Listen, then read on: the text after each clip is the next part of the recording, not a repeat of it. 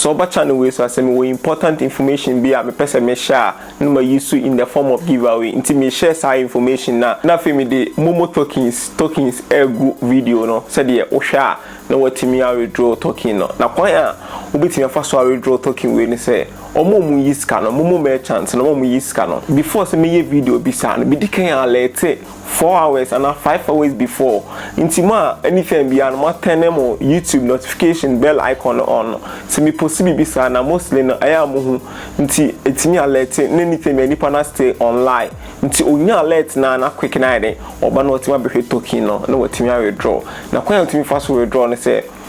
video no ho video no o she video no mo say buwa me token ke toa bi token na secret code nti secret code na token ID na o di MoMo merchant bi o de pe MoMo merchant cause me di kan alert before video na me catch us copy MoMo merchant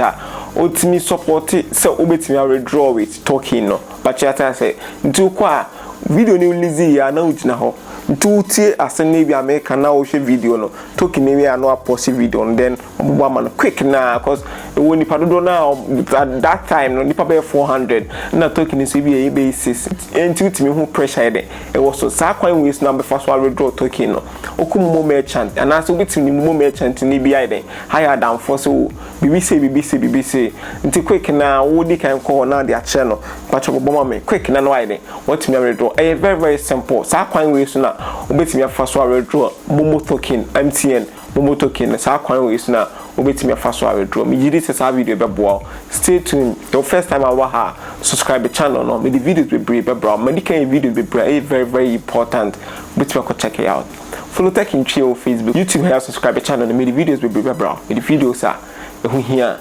wo kana ha bia wo ya de bia unim adena wo ye no